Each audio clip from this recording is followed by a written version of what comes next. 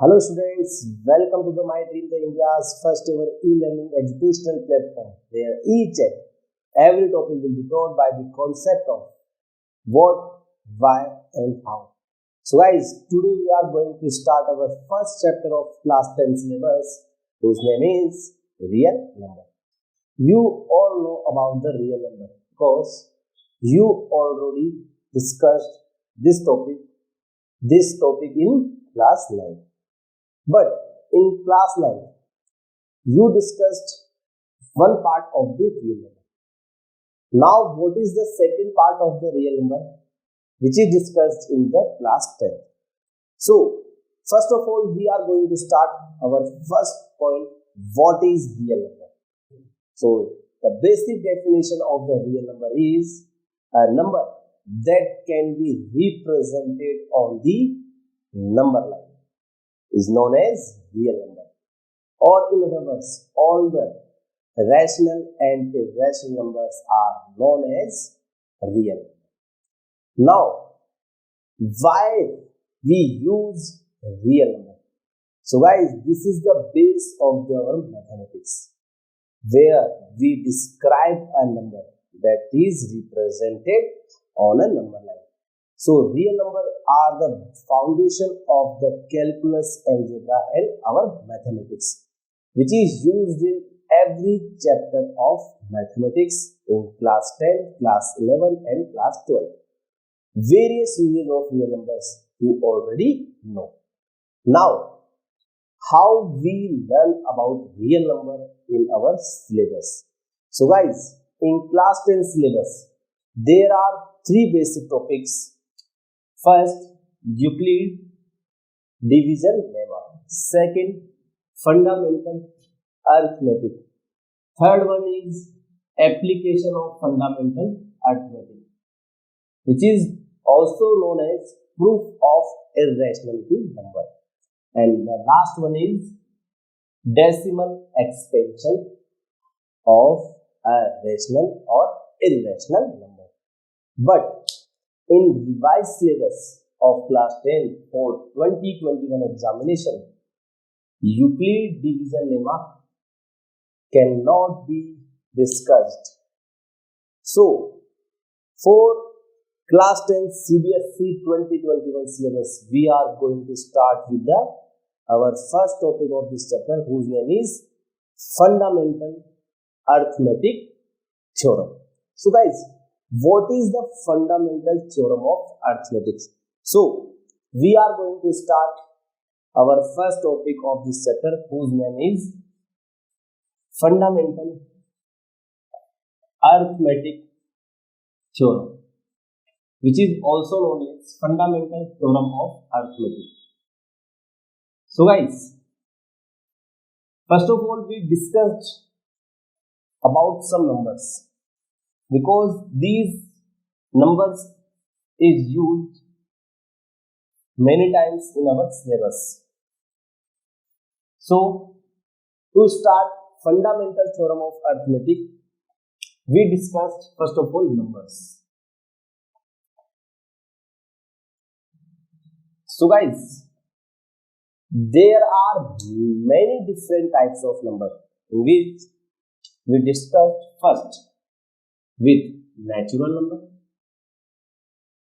What is natural number? You can say that counting numbers. Counting numbers what?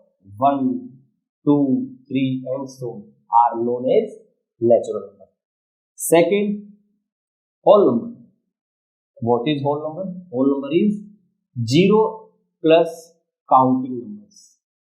Means if we add 0 in natural number, we get whole number. Now the third point is integers. You already know positive and negative whole numbers, means 0, 1, 2, 3 and so on. And similarly minus 1, minus 2 and minus 3, so on. These are the examples of integer. Fourth, rational number. What is rational number? Simple words. that can be represented in P by Q form, where P and Q both are integers and Q not equal to 0. A number that can be represented in the P by Q form, where both P and Q are integers and Q not equal to 0. The fifth number is irrational number that cannot be represented in P by Q form with P and Q integers. The number that cannot be represented in the form of P by Q with P and Q integers becomes irrational number. And the last one is our real number. So combination of rational and irrational number is said to be real number, and the other definition is a number that is represented on a number line is known as real number. So this is the basic part which you already discussed in your class 9. Now we are going to start our theorem, fundamental theorem of arithmetic. So guys, except these 6 types of numbers, there are some other numbers also present, like prime numbers, composite number, because these two numbers are also used in our this chapter. First one is prime number. What is prime number? And second one is composite number. What is the composite number? So guys, prime number is a number which is divisible by itself and 1. The number which is divisible by itself and 1 only are known as prime number. In other words, you can say that a number which have only two factors, then the number is known as prime number. And what is composite number? Composite number are numbers which have more than two factors, means which is divisible by itself, 1, and some other factors also. So this is the basic definition of prime number and composite number. And you are thinking, why we are discussing prime number and composite number? Because our fundamental theorem of arithmetic involves these two definitions.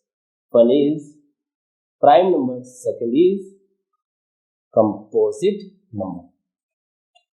So guys, now we are starting our first theorem of syllabus, fundamental theorem of arithmetic. Fundamental theorem of arithmetic. So guys, this is a very basic definition, very basic concept, fundamental theorem of arithmetic, in which every composite number, statement is what? Every composite number can be expressed as product of primes.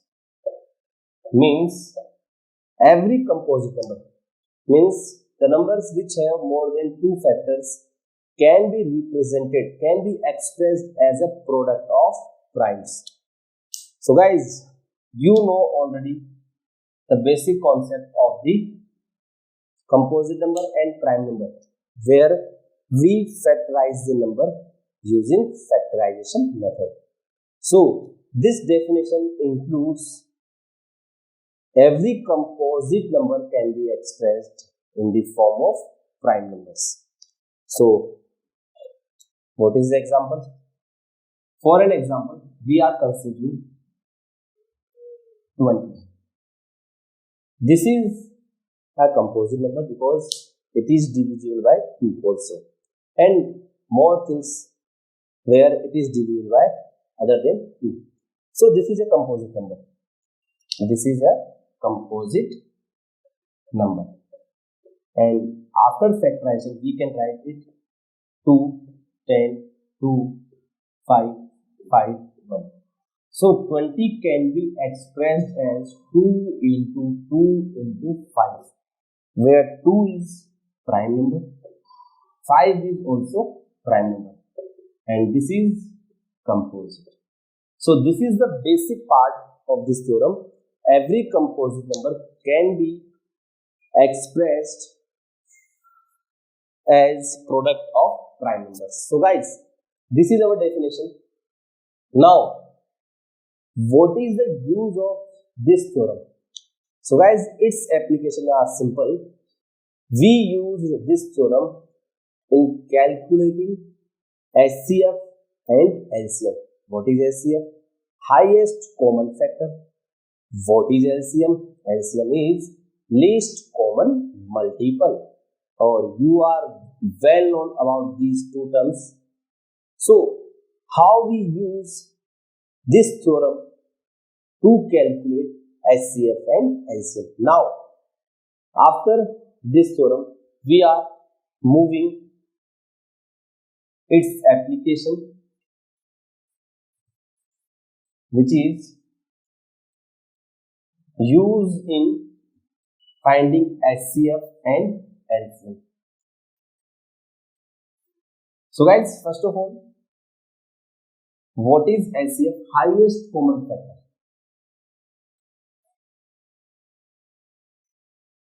So HCF is highest common factor. And what is LCM? LCM is least common multiples. So guys, this is two basic terms, HCF and LCM. So now, how we use to calculate HCF and LCM? Using this theorem. So, two numbers, for an example, P and Q are two numbers. So, first step, we expressed P as a product of primes. For example, we get A1 raised to power K, A2 raised to power K1, K2, and A3 raised to power K3. And similarly, we factorize Q in the form. For example, we consider A1 raised to power K4 into A2 raised to power K5 into A4 raised to power K6. So, what is HCF? First of all, you are going to start with common things. What are the common things in these two prime factorization? For an example, the commons are A1 because A1 is here and A1 is also here. And second one is A2 are present in P and Q both. So you write A1 and A2 first of all. Now what you do in second step, you check K1 and K4. Which is less right here. Means if K1 is less than K4, we write K1 for HCF. And if K2 is less than K5, then we also written A2 raised to power K2. In other words, you can say that HCF is common factors lowest power. Again, HCF is common factors lowest power between P and Q because this is the highest common factor. Now, so HCF is, in other words, common factor lowest power. Common factors lowest power. Similarly, what is LCM? For LCM, you have to write all the factors K1, A2, A3 and A4 because all four factors are present in these two prime factorization. Now, in LCM, all factors and highest power means for this K4, for this A2, K5, A3 highest power is K3 and A4 highest power is K6. Means this is the simple concept. LCM is common factor, lowest power. LCM is all factors, highest power. LCF is what? Common factor, lowest power. LCM is what? All factors, highest power. This is the trick. So, now we are going to start some examples of finding LCM and LCF. So,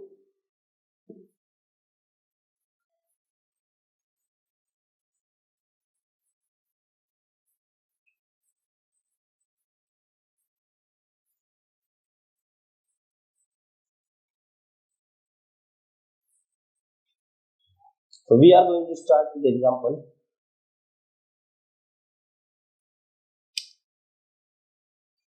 Find LCF and LCM. A part 12 and 25.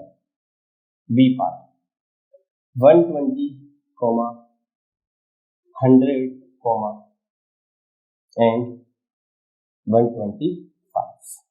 And the last one is 200,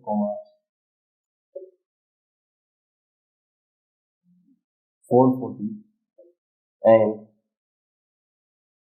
140. So guys, first of all, we are going to start our first example, A part. Now what is doing in A part? First of all, using prime factorization. We can write 12 as 2 into 3, which is written as 2 raised to power 2 into 3 raised to power 1.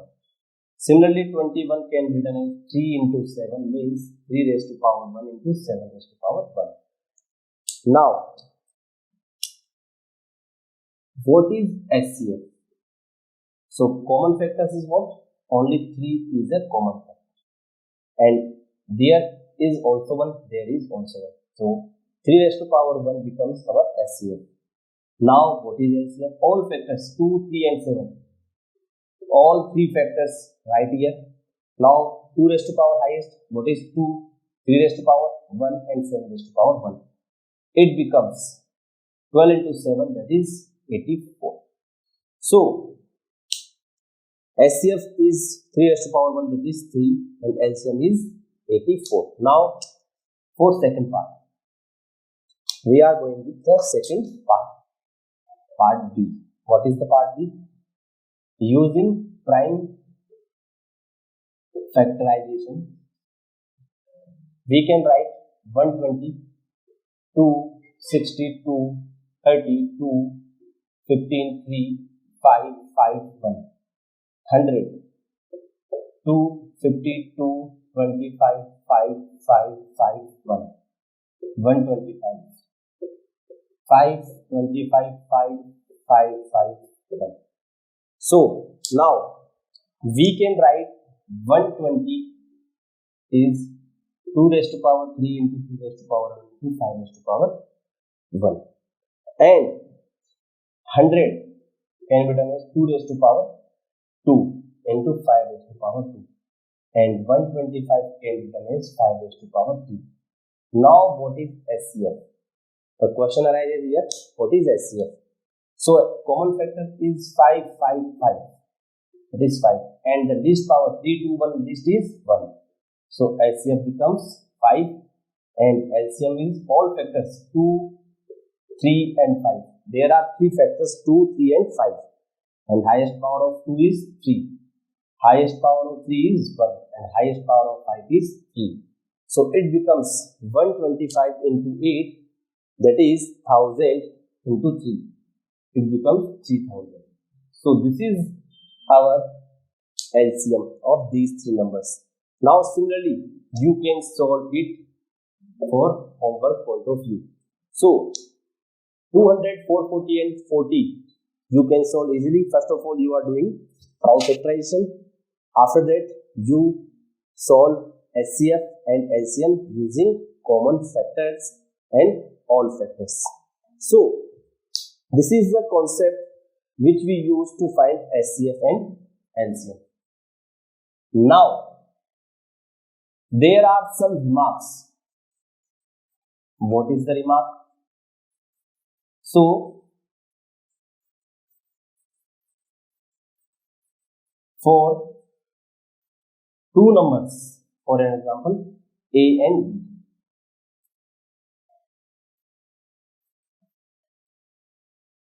for two numbers A and B, for two numbers or natural numbers A and B, we can say that product of A and B, again product of A and B is equal to LCM and HCF of these two numbers. Again, this is most important result. Product of two numbers is equal to product of their LCM and HCF. If in the question LCM and HCF are given, one number is given, then we can find easily the other number. For an example, if the HCF of two numbers, HCF of two numbers is 145, LCM is what? LCM is 2175, and one number is equal to 725. Then other number is what? So here we use result directly, since we know that A into B is equal to LCM into HCF. So A is equal to 725, B is equal to unknown for us. So 725 into B is equal to 145 into 2175. So here we get 145 into 2175 upon 725. After cancelling these values, we get 435. Hence the other number is 435. So guys, this is the basic concept where we use the fundamental theorem of arithmetic to finding HCF and LCM. If two numbers are given, then we can calculate LCM and HCF. If one number, their LCM and HCF are given, we can calculate the unknown number also. So this is the basic concept. Now we are solve